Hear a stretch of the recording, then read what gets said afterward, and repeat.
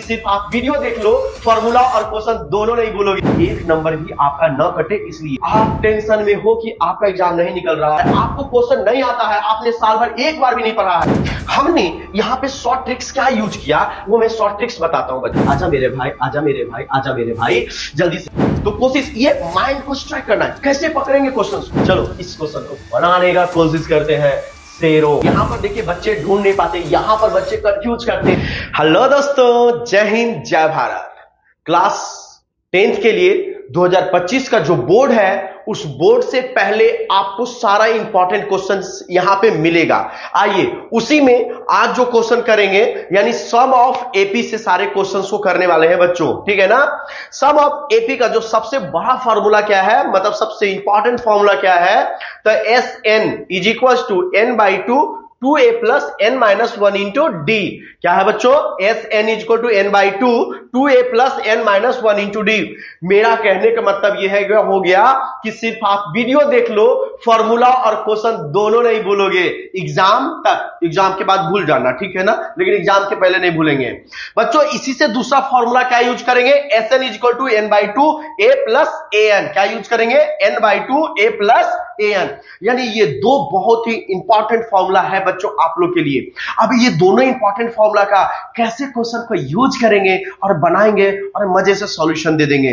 आप बताना बच्चों कि क्या अगर आपसे एसएन का वैल्यू पूछता है, आपको इसका वैल्यू दे दे, ये वाला वैल्यू दे दे, ये वाला वैल्यू दे दे, ये वाला वैल्यू दे दे, तो ये आसानी से निकाल लोगे ना, निकाल लोगे। Very good. अगर बच्चों मान लीजिए कि आपको ये इसका पूरा वैल्यू दे दे और ये वैल्यू दे दे और ये वैल्यू दे दे, तो आप n का वैल्यू निकाल लोगे ना। यहां पर जब n की बात, जब भी n निकालना होगा, तो यहां पर एक क्वाड्रेटिक इक्वेशन फॉर्म हो जाएगा बच्चों। क्या फॉर्म होगा, क्वाड्रेटिक इक्वेशन। तो जब आपके क्वेश्चन में, यानी सम वाले क्वेश्चन में जब n निकालने की बात आती हो, तो आपको क्वाड्रेटिक इक्वेशन को सॉल्व करना आना चाहिए।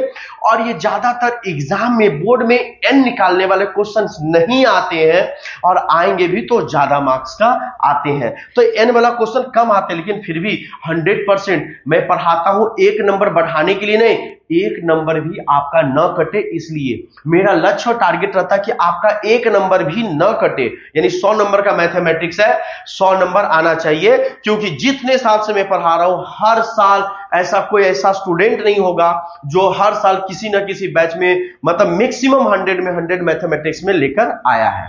तो बच्चों ये दो फॉर्मूला आपका माइंड में सेट होगी पूरी तरीके से। S N equal to N by 2a plus N minus 1 into D. और दूसरा फॉर्मूला, यही फॉर्मूला सेम है ये वाला पार्ट में, S N equal to N by 2a plus A N. अगर ये दो फॉर्मूला आप अच्छे से रखते हो, आप कोई भी क्वेश्चन को बहुत आसानी से और इजी वे में सॉल्व कर पाओगे, ठीक है। चलिए एक क्वेश्चन दिया हुआ है बाबू, है ना, इस क्वेश्चन का सॉल्यूशंस कैसे करेंगे हम, कितना आसान तरीके से और मजे तरीके से सॉल्यूशन करेंगे, एकदम ढूंढेंगे और आपको ढूंढना सिखाएंगे बच्चों।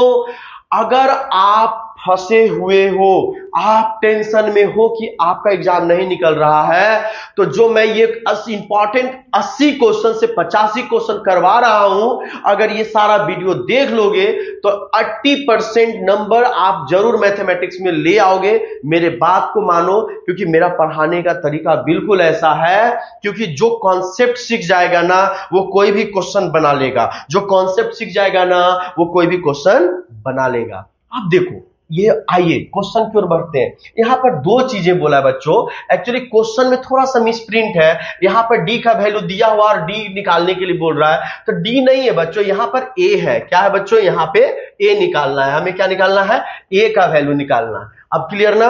आइए ढूंढते हैं कैसे निकालेंगे, है ना। सॉल्व करने के लिए चलेंगे तो लिखेंगे सॉल्यूशन, लिखेंगे क्या लिखेंगे बच्चों, सॉल्यूशन। शॉर्ट में लिख के आगे बढ़ने का कोशिश करेंगे बच्चों। हम लोग को A12 दिया हुआ है बाबू, तो क्या A प्लस 11D लिख सकते हैं। ये पिछले क्लास में मैंने पढ़ाया है ना। अगर A12 है तो इसको क्या लिखेंगे, A प्लस 11D। अगर A14 है तो क्या लिखेंगे, A प्लस 13D। और कैसे लिखेंगे ये पहले बता चुके हैं ना बाबू आपको। चलिए ये चीजें क्लियर हो गई, फिर से मैंने रिवाइज करवा दिया, फिर ने वीडियो देखा, फिर क्लियर हो जाएगा कॉन्सेप्ट। अब बताओ, डी का वैल्यू दिया हुआ है 3, और A12 का वैल्यू दिया हुआ है 37। तो हम लोग बच्चों क्या करेंगे, इंप्लाई दैट का साइन देंगे, A12 का वैल्यू पुट कर देंगे 37 is equal to A plus 11 into 3, है ना। अब बताओ 11, अगर इसको सॉल्व करेंगे तो हम आपको पूरा डिटेल्स में कर देते हैं। 37 11 3 जा 33, और इसको बच्चों इधर लेके आएंगे तो ये माइनस कितना हो जाएगा 33 इज इक्वल टू कितना हो गया बच्चों A। अब अगर हम बाय चांस करेंगे A का वैल्यू लिखना चाहेंगे तो 37 में से 33 को माइनस करेंगे बच्चों, कितना हो गया 4, यानी A का वैल्यू हमारा क्या आ गया 4। यानी पहला जो आंसर था बच्चों हम लोगों ने क्या किया, निकाल लिया। अब बताओ हमसे क्या बोल रहा है इस क्वेश्चन में कि S12 भी निकाल कर दिखाइए। तो S12 निकालने के लिए हम लोग फॉर्मूला यूज करेंगे बच्चों, क्या यूज करेंगे, S12 is equals to N/12, है ना। यानी 12 की बात किया तो मेरा तो N का वैल्यू दिया हुआ है। यहां पर देखिए बच्चे ढूंढ नहीं पाते, यहां पर बच्चे कंफ्यूज करते हैं कि भैया मेरा N नहीं दिया हुआ, दिया हुआ है मेरे भाई, दिया हुआ है। कैसे दिया हुआ है, S12 मतलब क्या, अभी फॉर्मूला में लिखे थे ना SN, यानी N के जगह पर अगर कोई वैल्यू दिया हुआ है तो वो N का वैल्यू है मेरे बच्चों। किसका वैल्यू है, N का वैल्यू है। तो N का यानी 12 का वैल्यू दिया हुआ है। अच्छा हम जब इसको सॉल्व करेंगे तो लिख देंगे, स्टेटमेंट अपना लिखना चाहेंगे तो लिखेंगे यूजिंग फॉर्मूला, है ना। क्या लिखेंगे, यूजिंग फॉर्मूला, यूजिंग फॉर्मूला। अगर टाइम है तो लिख सकते हो, बहुत अच्छा से सिस्टमैटिक एग्जाम में बनाना होता है ना। क्या फॉर्मूला बच्चों, SN is equals to N/2 2A plus N-1 into D, क्या है, यही है ना। चलो अब हम लोग S12 यानी कि निकालना क्या बच्चों, S12 निकालना है। तो N के जगह कितना हो जाएगा बच्चों, 12 हो जाएगा। 12/2, 2A का वैल्यू कितना निकल गया बच्चों 4, यानी 2 इंटू कितना हो जाएगा बच्चों 4, प्लस N के जगह पे फिर से 12 -1 इंटू D का वैल्यू कितना है बच्चों, D का वैल्यू हम लोग को दिया हुआ है 3। अब इसको सॉल्व करना है, चलिए सॉल्व भी करके मैं दिखा देता हूं। सॉल्व भी कैसे करेंगे बच्चों, तो देखो ये आसानी से ये कट जाएगा, यानी S12 की जब बात करेंगे बच्चों तो ये हो जाएगा 6 ब्रैकेट क्लोज में है, 4 2 जाए 8, 12 में से 1 जाएगा 11 हो जाएगा, 11 तिया 33, प्लस कितना हो गया बच्चों 33, है ना।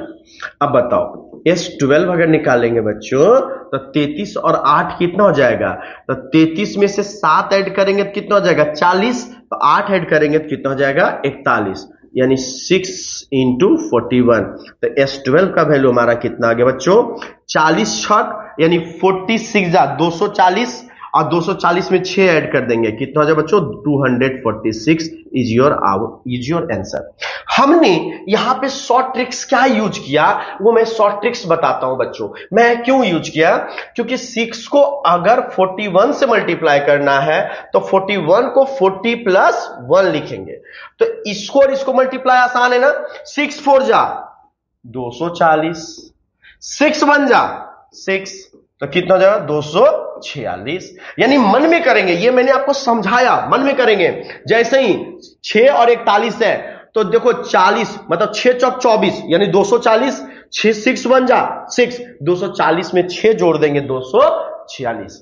समझ में आया बच्चों ये क्वेश्चन आप एग्जाम में करके जाना, और एग्जाम में करने से सबसे बड़ी बात यह है कि आप समझना कि A12 दिया हुआ था, A12 का वैल्यू कितना दिया हुआ 37 दिया हुआ, D का वैल्यू दिया हुआ, तो हम लोगों ने यहां से A निकाल लिया। आपको यही कॉन्सेप्ट सीख कर जाना है कि क्या दिया हुआ है और क्या निकाल लेंगे। क्या दिया हुआ है, आपको क्वेश्चन नहीं आता है, आपने साल भर एक बार भी नहीं पढ़ा है, लेकिन बच्चों फॉर्मूला से ढूंढना है कि क्या चीज दिया गया है और क्या चीज नहीं दिया गया है, और अगर जो नहीं दिया उसको निकालने का कोशिश करना है। आपका कोई भी क्वेश्चन बनेगा, आपको डरने बात नहीं है। साथ में जितना इंपॉर्टेंट क्वेश्चन मैं आपको करवा रहा हूं आप उसको करके चले जाना। चलिए नेक्स्ट क्वेश्चन की ओर बढ़ते हैं बच्चों, नेक्स्ट क्वेश्चन की ओर बढ़ते हैं। ये सारे इंपॉर्टेंट क्वेश्चन का खजाना लेकर आए हैं आप लोग के लिए, जो हर साल हर साल मैंने क्वेश्चन दिया है और एग्जाम में डिटो डिटो लड़ा है और लड़ेगा। ये अनुभव है, ये कोई अनुमान है, अनुमान नहीं है, ये अनुभव है। अनुभव से हम आपको क्वेश्चन दे पाते हैं, ठीक है ना। हम बहुत अच्छे से क्वेश्चन का पैटर्न, प्रीवियस ईयर का पैटर्न, इंपॉर्टेंट क्वेश्चन का पैटर्न का कॉम्बिनेशन बनाकर हर साल के अकॉर्डिंग हमने बहुत इंपॉर्टेंट क्वेश्चन आप लोग के लिए लेकर आते हैं, जो आपके एग्जाम में डायरेक्टली रूप से लड़ेगा। या अगर आप वो क्वेश्चन बना लिए हैं तो आपके एग्जाम में जो भी क्वेश्चन आएगा वो बनेगा।